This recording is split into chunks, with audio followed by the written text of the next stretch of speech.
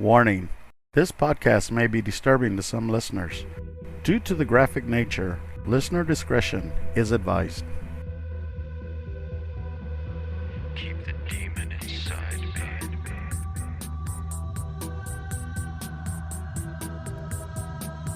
Keep the demon inside me.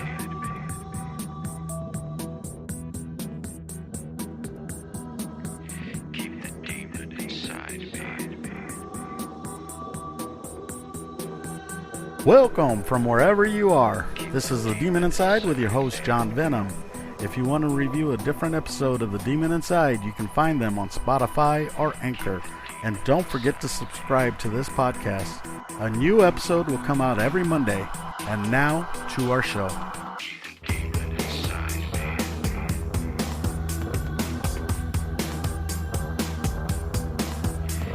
me. We'll be right back after these messages from our sponsors. And welcome back to The Demon Inside. When I was young, when I was like 5, 6, I opened the curtains and outside the window there was a monster, big hairy monster. Hello, my Demon Insiders, and welcome back to The Demon Inside. Today we are doing part 2 of The Demon Inside, Richard Ramirez. So last week we talked about how Richard wanted to be a soldier for Satan. And of course I was talking about whether or not a demon was inside of him. So what we're going to talk about today is all the little marks that I can see of either a demon inside of him or him trying to please Satan himself. And maybe at the end of this, maybe we'll find out that he had both. Neighbors in El Paso do not recall anything unusual about Ramirez's personality. I don't remember him as being a problem child. He was very nice. He was an ordinary kid, just like the rest of us. We went to school, minded our manners, did what we had to do, but no different than the rest of us. He was friendly and he was nice and he was so funny. He was so funny. He would always have me laughing. We used to play this game called Kick the Can, and he was the fastest runner, so we always wanted to be on his team. If we wanted to take a shortcut to school, we had to cut through this really tough neighborhood. And he always used to wait for me, sitting on a little pony wall, and then he would walk me to school. It was always safer, to be in twos, I guess. So for me, this was the innocent Richard Ramirez before he started to invoke Satanism, before he started to go against his parents.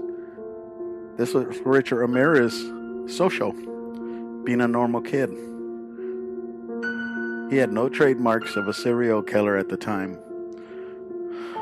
Most of these occurrences that he had, they're trying to say it was either due to the injuries to his head, which he had 2 when he was younger, as I explained last week, or was it a little bit deeper than that? For me, he was going against his parents, who were very Catholic in faith, very Catholic, and they were just trying to do their best. But for Richard, being beaten by his father and not being saved by his mother, he was very afraid of his father. So afraid, like I said, he used to go out and sleep in the graveyards. The only grown-up at that time that Richard actually trusted was his cousin Mike, who I talked about last week. He's a Special Forces Army guy who killed and raped a lot of women in the Vietnam War and took Polaroids. And he would show Richard all these Polaroids of these women that he had done this to. Richard would love to see those photos too.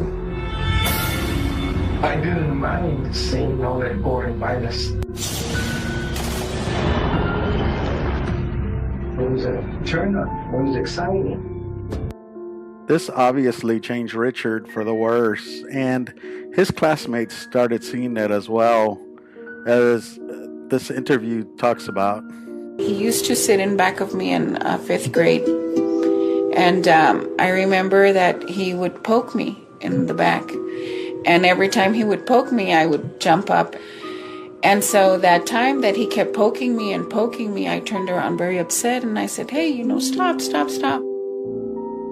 And I remember him like slumping over and then just hitting the floor on the side. He would have seizures. He would be shaking. We knew he was sick. I did not notice anything strange of him until we were in high school. And he was no longer part of my clique kind of thing. That's when I noticed that he was different and he had changed. Didn't no longer say hello, that kind of thing. I noticed that he would hang out with boys that did drugs. So seeing these pictures, being so young, it left a very big impression on Richard. And then came the day that Richard's cousin killed his own wife in front of Richard and his two kids. This is a first account of what happened to Jesse that day and everything that happened afterwards. This is from one of the police officers that arrested Richard Ramirez, and this is what he told them. Now he's about 14, and he's in Mike's house one day, and Mike had two boys there, two sons, 4 and 6. He was married to a woman named Jessie, a particularly attractive redhead. Jessie came home carrying packages about 4 in the afternoon. And as soon as she walked in the door, she started berating Mike for not working, for not getting a job. Stop smoking pot. When the hell are you going to go to work? Etc. Now, in reality, Mike should have more than likely been in a psychiatric home. Right. But he wasn't. And he said to her, you don't shut up, I'll kill you. And she got, oh yeah? Just a big shot, you're going to kill me? You're so tough. And he quietly got up. Richard is sitting there. Went to the refrigerator, opened the freezer, and took out a .38 Smith & Wesson. He kept the gun in there because he liked to keep it cool, he told Richard. He walked 2 steps to his wife and shot her square in the forehead. A finger of blood squirted from the wound as she went down. She was dead before she hit the ground. And there she lied, with blood squirting out of her head. Incredible. And this is what Richard saw. And it gets worse. Because Mike said, look, Richie, go. Don't tell anybody you saw this. You never saw this. And Richard left dumbfounded. And he walked home dumbfounded. And he never told anybody, just like Mike told him. But until I got involved, many years later, his family didn't even know he was there that day. Mike called the police. He was arrested, sent to a psychiatric hospital in Texas, stayed there 4 years, and he was released. And by the time he got out, Richard was 18, and Richard saw something. He saw that you can get away with murder, literally. If he didn't consciously think about it that way, it certainly affected his subconscious. You've been killed, and it's okay. His father, trying to bond, I guess, with Richard at the time, or maybe it was just, hey, come help me, took Richard back to the apartment where Jesse had been killed, and the body was gone, but the blood was still there. And Richard got a little turned on off of this, and his dad asked him to go through Jesse's purse to find the missing jewelry, and this is what he felt when he was doing that. It struck me that she was dead, you know, because I knew her pretty good. Death had a very profound effect on me when I saw it. This death touched Richard in a way that he never expected. And that, combined with the photographs that Mike would show him at that age during puberty. So for me, a lot of it was a sexual thing that he wanted. There are people that watch porn to get satisfaction, and sometimes what happens with certain types of people is that they'll start watching the same kind of porn and they get bored. So they escalate the porn into bigger categories, different categories. They start watching BDSM stuff and, you know, harder and harder stuff to get them turned on. Well, Richard, watching those or looking at the Polaroids, he started from not A, B, C. He started all the way from Z. And that's what he wanted. Also, that sexual drive and drugs. Those were a big component in Richard's life. Started off with drinking and weed with his cousin Mike. And eventually he started doing marijuana, PCP, cocaine. As a matter of fact, cocaine was his favorite. I'd like to know your feelings about what they call the devil's dander, cocaine. I love it. Some nights when he would go out to kill, he would do cocaine and listen to a song by AC/DC, The Night Prowler. And this fueled him to go do the things that he did. And Richard had a strong, very sexual drive that couldn't be satisfied. He even says that the only way he could be satisfied is if he would kill. We will be right back after a word from our sponsors. And welcome back to The Demon Inside. For some, it is the very act of killing another human being that is sexual. Bloodlust, I guess you could say. Killing for him was a better high than anything he had ever done, including cocaine. And that's what he wanted. We are all evil in some form or another. Are we not? I was in alliance with the evil that is inherent in human nature. And that was who I was. Walking Death. Richard called himself the Walking Death, and this was what he thought he was. And he talks a lot about that he did all this for Satan and the bloodlust. The bloodlust for him was the more blood, the better. That's how his crime scenes were. And, you know, forgive me for saying, but the bloodier, the better, and he would get off on that. He loved it so much that he started marking his kills. He started putting pentagrams. Now, I don't know about you, but for me, any demon that would kill anybody wouldn't mark their pentagram anywhere because they don't want people to believe that they exist. Richard, on the other hand, he wanted people knowing that he existed.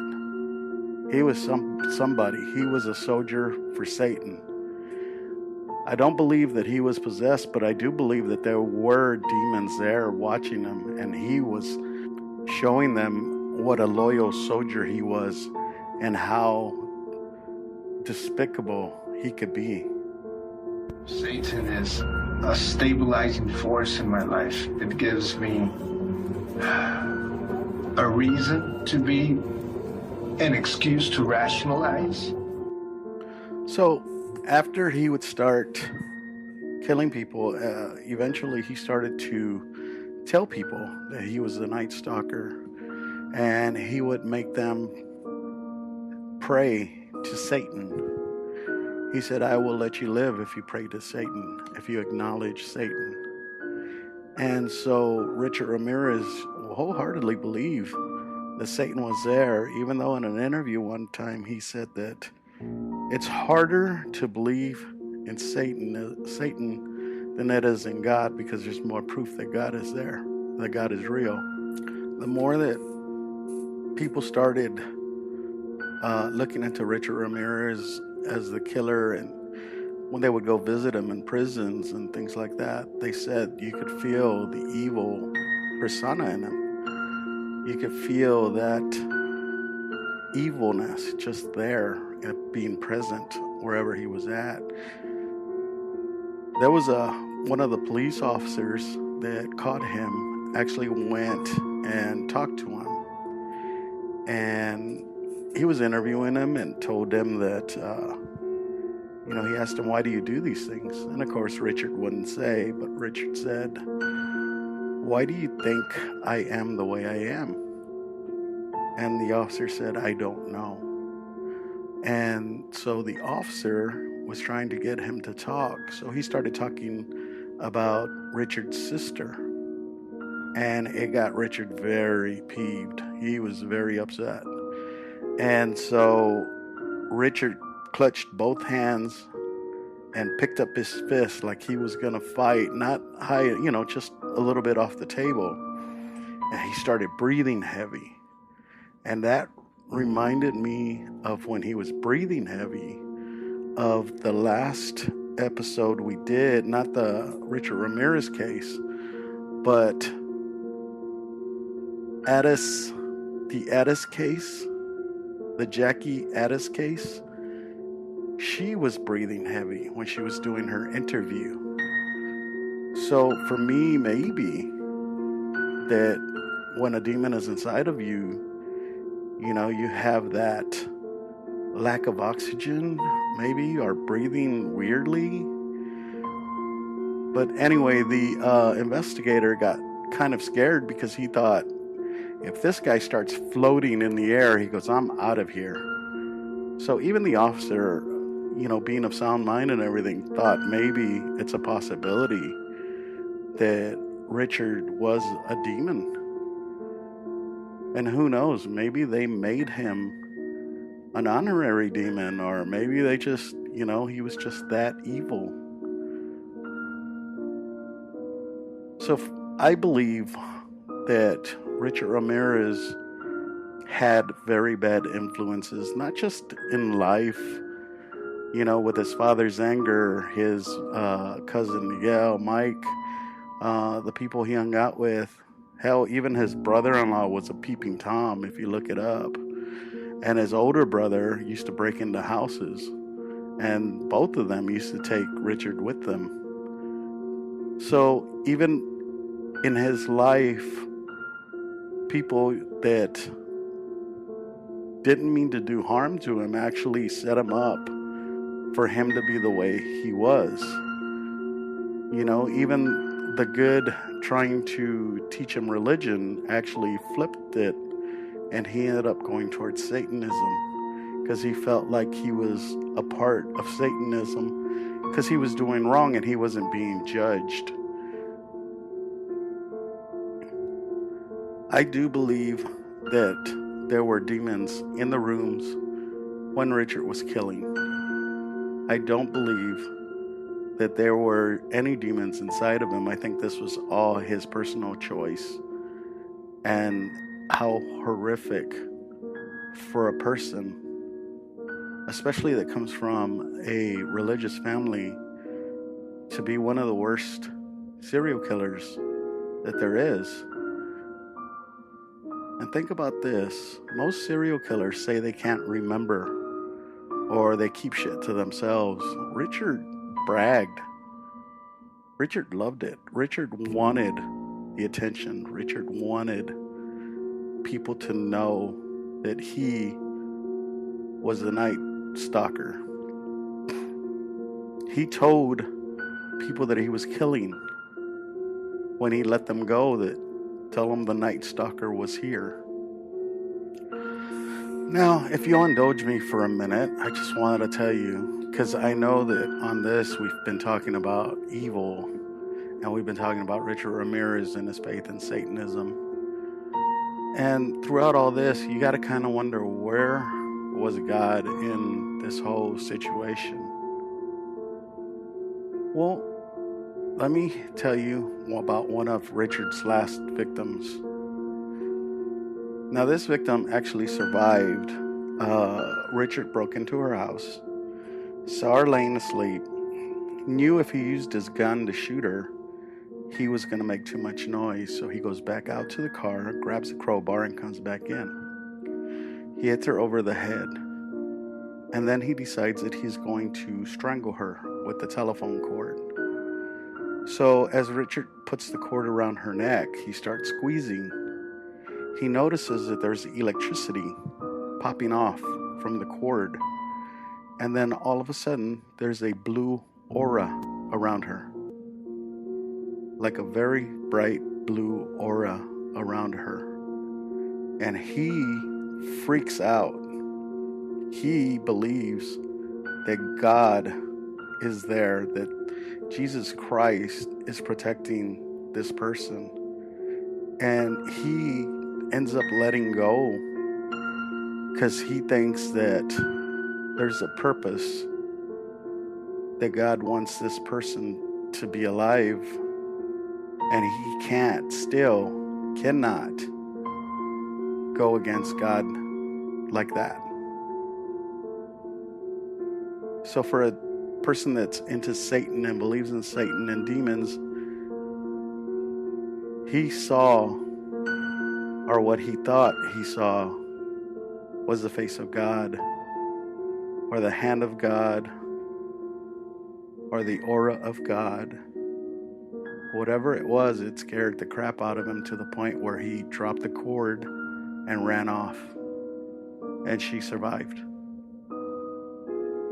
So for all those people out there that think that demons and angels don't exist, just listen to Richard Ramirez's story. He'll tell you straight out. He saw them both. He saw the devil and he saw God. Thanks for listening, and we'll see you next week. Don't forget to subscribe to The Demon Inside on Spotify, Anchor, or any other podcast directory, or through our website, anchor.fm/The Demon Inside. A new episode of The Demon Inside comes out each Monday. Let us know what you think and join the conversation on our Demon Inside Facebook page and on Instagram. We thank you for listening and hope you'll join me next Monday for a new Demon Inside. If you enjoyed this episode, tell your friends. I'm John Venom. We'll see you next time, if I don't get possessed. The Demon Inside was created and written by James Porter. It's a production of Venomous Entertainment. Theme music, Demon Inside, is on the album Conjure One by Reese Fulber. Background music was created by Lucas King.